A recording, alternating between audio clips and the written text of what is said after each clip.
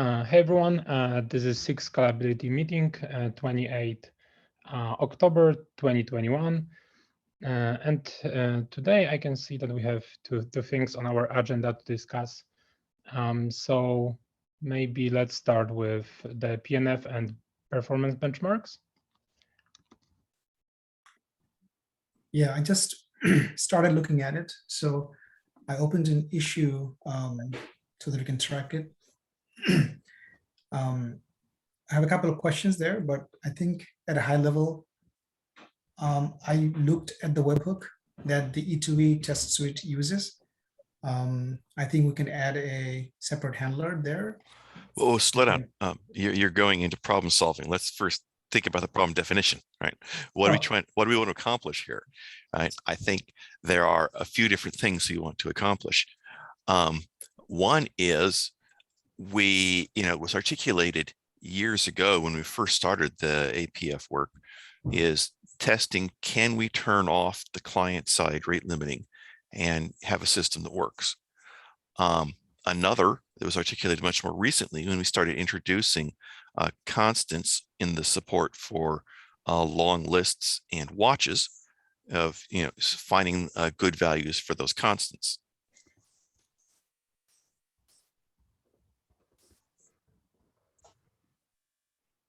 Is that a good summary of the problems we want to solve? I think in general, yeah, go ahead. Yeah, I think it makes sense. I think it makes sense. I'm just wondering, like, from client side perspective, because we want to turn off this throttling on client side, there are some things that probably still can impact cluster, like creating connection, which is kind of heavy. So to some degree, probably we could try, but anyway, like PNF might not help in this case. So that's client-side throttling or rate limiting won't really help with establishing connections because we are reusing connection across requests, right? So unless you are explicitly terminating the connection in your client, which is not even possible if you are using client Go, for example, which is what our components are doing, then you will be reusing connections anyway. So it's not like the problem that is affecting us, right? Or our components. Okay, yeah. I would put it a slightly different way. I think maybe it's a valid concern that in general, in the real world, there may be scenarios with a lot of connections being created. But the client-side rate limiting doesn't affect that anyway. So the switch from using client-side rate limiting to relying only on the APF self-protection is really independent of that. So I think that makes sense. I think that's roughly what I was trying to say. Yes. I think we may also consider not turning off client-side rate limiting by default in every single client, but we may potentially remove it only in some or all in tree components, or maybe even some out of tree, but not remove it in the library itself, but just remove it in some components. I think that's also an option here. Although well, I think, again, maybe you're getting ahead of ourselves, right? I think our first question is we want to understand what will happen if it gets turned off. I guess maybe it's fair to say what turn-off scenarios do we want to explore, maybe not a complete turn-off, a partial turn-off. But the first question, before we decide what to actually do, we want to do some tests, right? And that's what the conversation here. What tests do we want to do? For what purpose?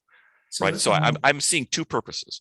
One is tuning our constants, and one is seeing if we've got something that actually gets the self-protection job done. Do we see any throttling today on the client side for our big scale tests? Sorry, can you repeat? Do we today, when we run our tests at scale, do we actually see any evidence of client side throttling happening in our components? Actually, before you answer that, let me ask, what evidence is there that could be seen? There should be metrics or logs, I suppose. Yeah. So Yeah, yes, yeah. we do. In particular, like we are to some extent like artificially, like on one hand, artificially throttling the tests themselves, and also we are yes, the in particular scheduler or controller manager, when creating pods, they are throttled by client-side rate limiting. How do we know that? Is it by examining logs or metrics?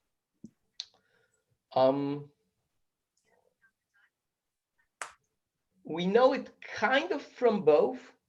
So we know what the client-side rate limits are, and we can see from the metrics that we are saturating that limit. That is one Let's just thing. say you can see from the server-side metric that the client is making requests at the limit that we know that it has. Yes. That's correct. Yeah. So, for example, we have scheduling throughput, and basically we can see that it's 100 pods per second. I wonder, would it be interesting to add client-side metrics to say something about how much the client is being slowed down or how much it's being throttled?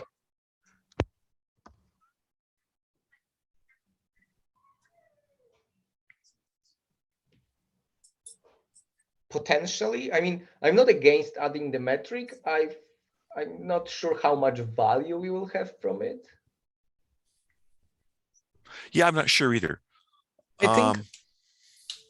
Yeah, I suppose in fact it's kind of difficult to interpret, right? Because really the question you want to ask is kind of compare this world to a hypothetical alternate world. What would happen if we had a different rate limit? And no metric can really tell you that because it's a system behavior question. So I think there is. Can people hear me? Yes. Hey, I think there is one metric which probably indirectly says that there is some sort of throttling, but not necessarily just with API calls, which is like, I think a bunch of our controllers, for example, with Kube Control Manager, they have this backlog, or I think work queue depth kind of metric, which says how many things are still to be processed. I have to check if scheduler also has something similar. I think scheduler doesn't have, but yeah, this metric is doesn't necessarily reflect that. Like you can have like this metric if the controller is slow on its own, and we used to have such cases. So yeah, I wouldn't even say slow. It's right. It's that queue depth is a consequence of a lot of things interacting.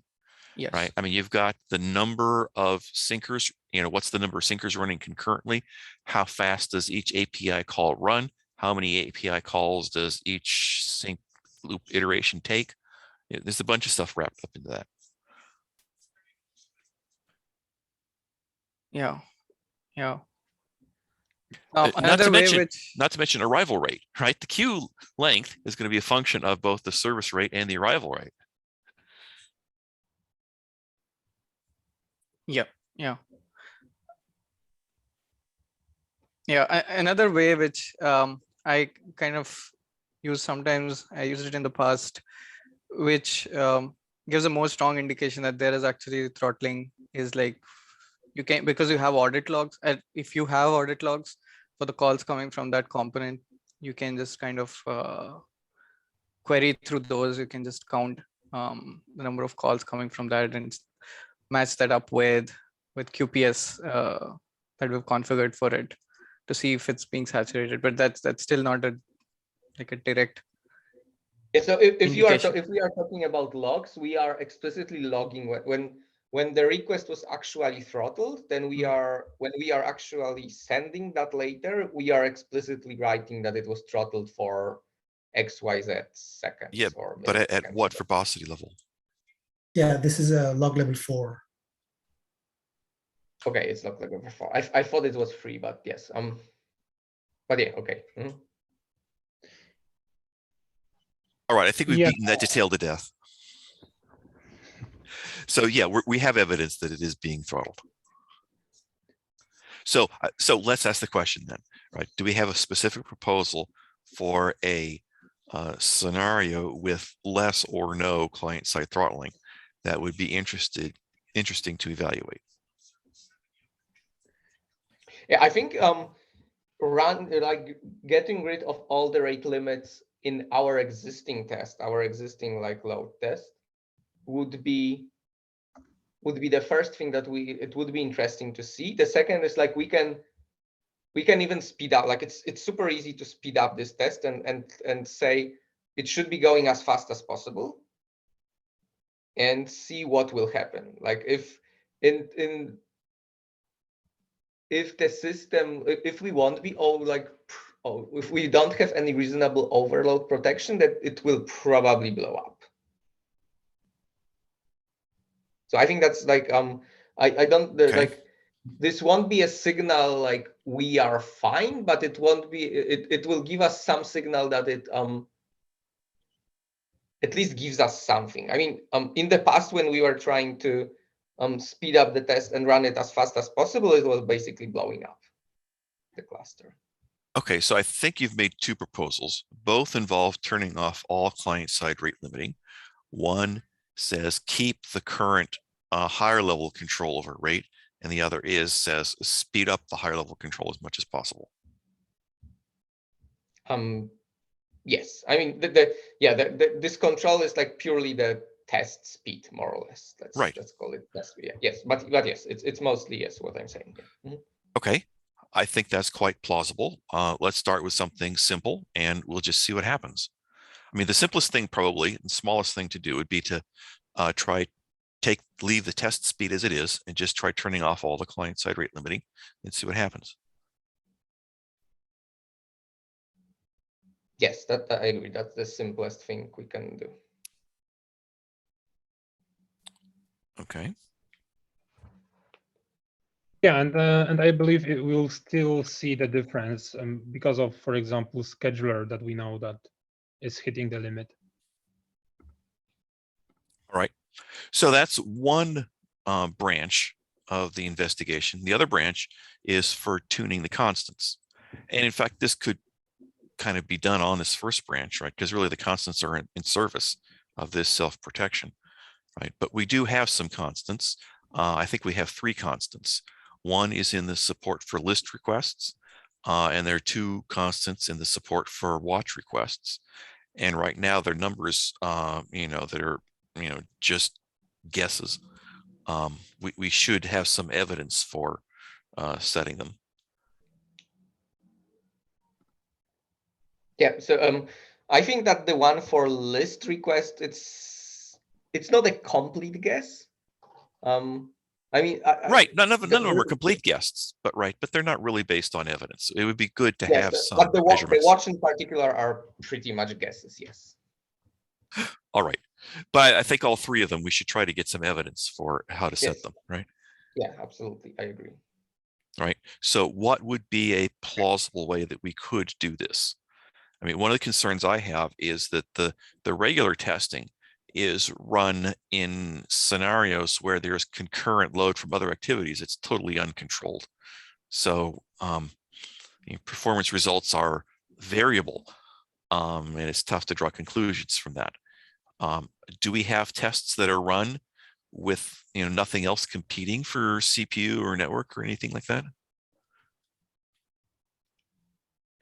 I'm not entirely sure what exactly you're asking. So if you are asking about like in what scenarios, in what environment our scalability tests are running, they are running like there's only that one single test.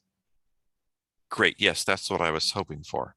Right. The confounding factor is the tests that are regularly run on PRs, right? They're run on machines that are also handling other stuff. And, we have a lot of flakiness due to the load, and just the behavior varies a lot due to the amount of concurrent load, and just the interference from concurrent activity. Yes. But I think that also our existing scalability test may not be perfect for that, because in particular for lists, because we are not doing a lot of heavy lists or a lot of lists in general. So I think we probably need also somewhat more synthetic thing that will really try to overload the API server with purely list calls. Let's maybe start with list calls. With purely list calls and of different sizes and see what will happen and try to tune that variable based on that. So you're thinking more about kind of like benchmark, right? Where we don't test whole system, but more like just listing, for example, and then we tune the constant. I think we probably should start there, yeah. I agree. We should start with something simple like that. I do have a question though. Don't we need to in some sense, compare this to the normal case, right? I mean, if we have a situation where we find out what setting of the constant just gets us to some CPU limit we want to enforce, for example, that's so in my mind, right? The way what's going on here, right? The reason we're doing this is because we have this regulation of concurrent requests, which is basically making the assumption that the cost of serving a request is proportional to its duration, right? Because the concurrency is the product of service duration and arrival rate. And what we find is that for lists, the cost of serving is bigger than for most requests. So to set the constant, we're looking for a ratio, or how that ratio between duration and cost varies between normal requests and the list requests. So we need to have an experiment that has, in some sense, a control arm and experiment arm, right? Where we do some normal requests and see what we get. We do some list requests, see what we get, tune the constant so that the two are giving the same result. Oh yeah, I absolutely agree. What I meant more is that I don't even want to do that in very large cluster, and we don't need all the load that is coming from all the nodes and stuff like that. I think we want to have better control over what requests are being run against. I agree. I think this can be done in a synthetic way, and that will be best because we can get the strongest signal to noise ratio in a synthetic test. Yes.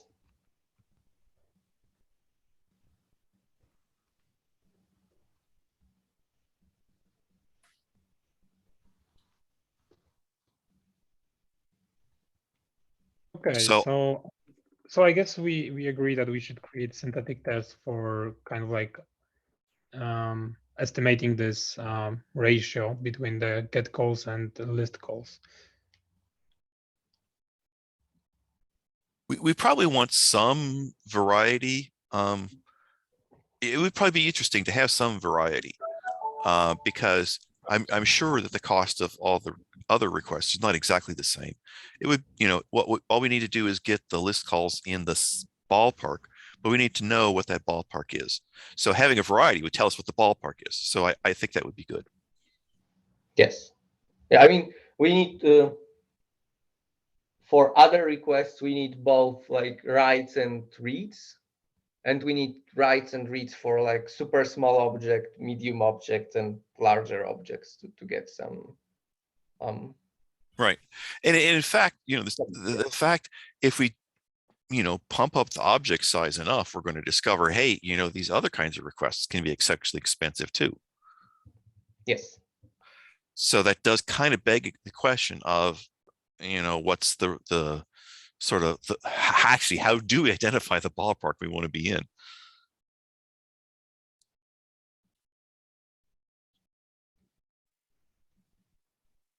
Yeah, I think there's this concept that we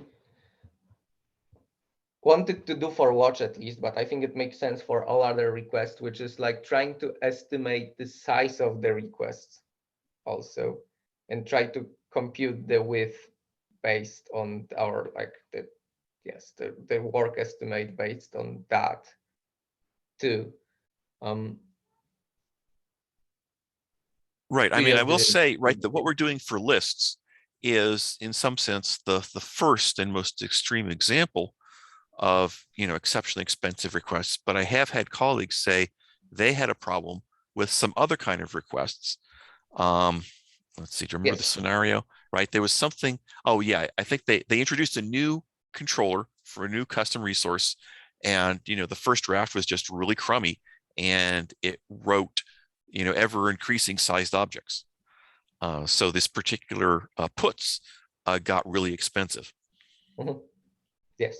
It would be good if we had something that was in some sense auto-tuning all the requests and could recognize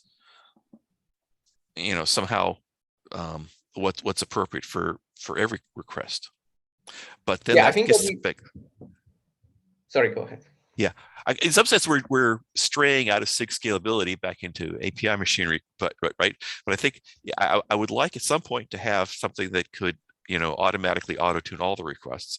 But I think that's not the question for here, right? I think the question for here is let's just talk about how to tune the constants and what we've got.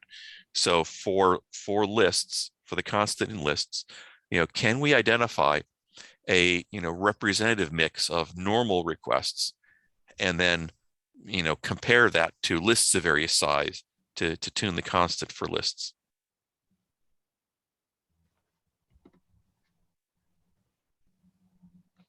Yeah, I think we can, because like from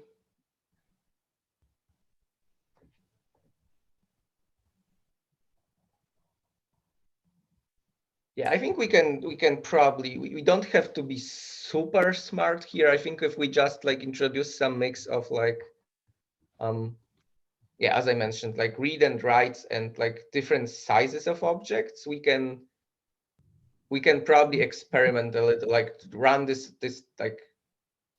Could we do something like run a real E2E scenario, record all the API calls, and then play them back at our leisure without having to worry about all the other stuff that's going on affecting the timing and so on? So I think Unfortunately, not currently, right? Like currently, we are not able to play back kind of the requests. Yeah, and also like you won't have a lot of lists there, so it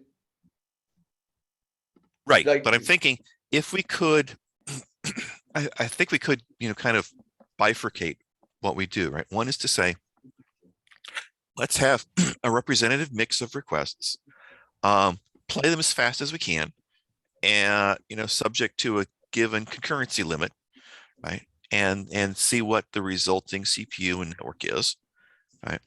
And then instead of that, just do heavy lists, after loading it up so there's data, just do a bunch of heavy lists, right?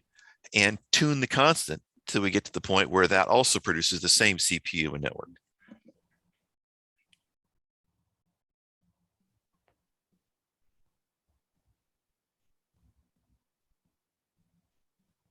sure, yeah. Well, I don't think we really need to replay anything. I think we know roughly what is going on going during the tests. So we can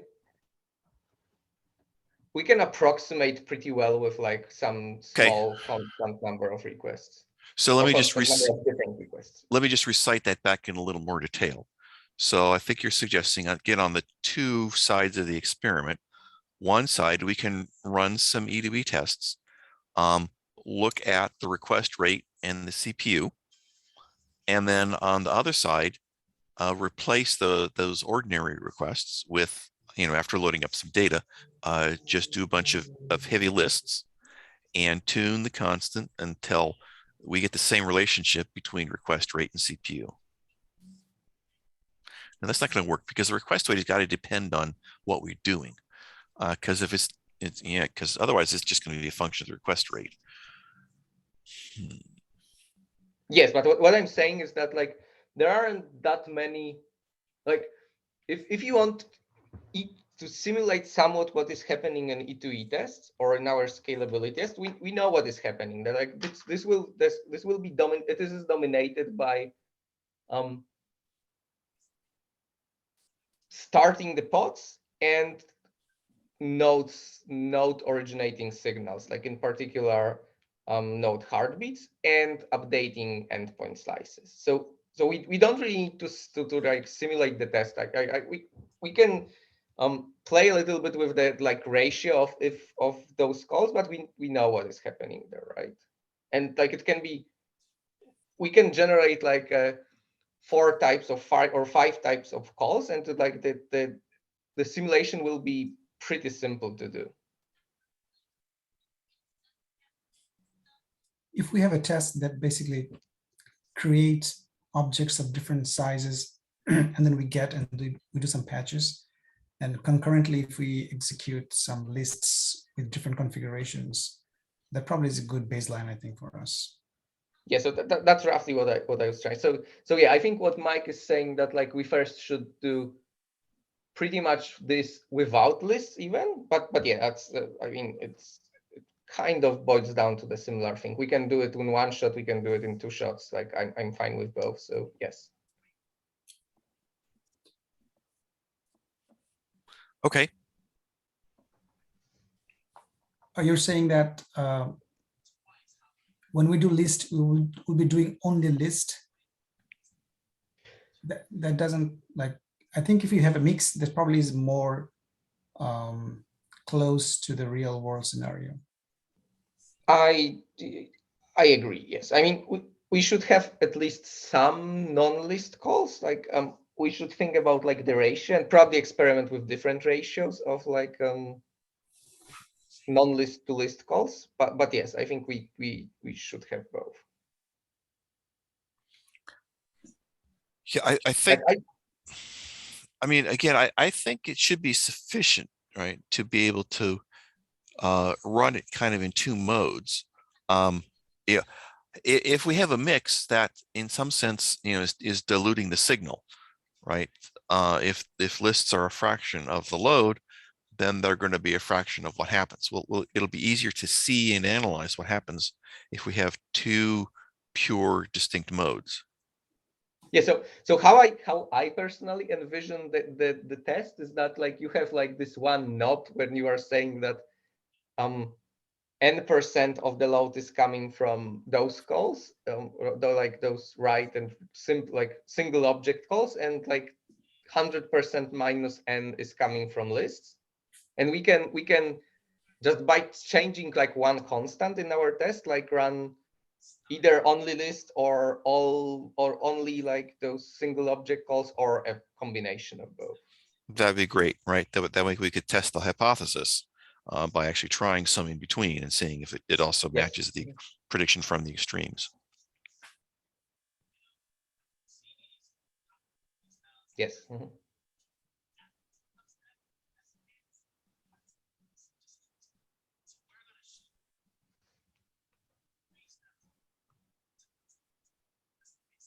So I guess we are already out of time. I can stay a little bit more, but we should probably try to conclude it somehow. So Abu, would you be able to start something around that? Yeah. I mean, from our initial discussion from the last meeting, we thought about like adding a webhook, but we can just go with the first, like even the first preliminary version is what we discussed today, and then we can go from there.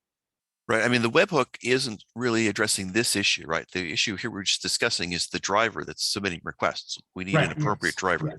Yeah.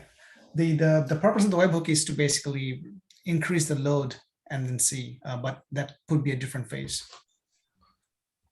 Yeah. Once we have like a proper load generation, we can go farther and see what is happening if the requests are getting artificially longer and stuff like that. But yes, I think we need to start with some load generation first. Yep. Yeah. Very good. Thank you. Yeah, we can start with that. That sounds good. All right. So is this meeting supposed to be half an hour? Is that what's going on here? Yes. Yeah, it is. Yeah. Oh, dang. I did have another topic, with wearing another one of my hats that you guys haven't seen. I'm trying to do some performance studies, looking at latency out to watch clients. I wanted to talk about how to support that, but I guess we're out of time for today. But if anyone wanted to follow up on the Slack channel, that would be great, because I want to make progress soon. Sure. Yeah, let's follow up on this Slack channel. All right. Thanks, guys. Okay, thank you. Thanks.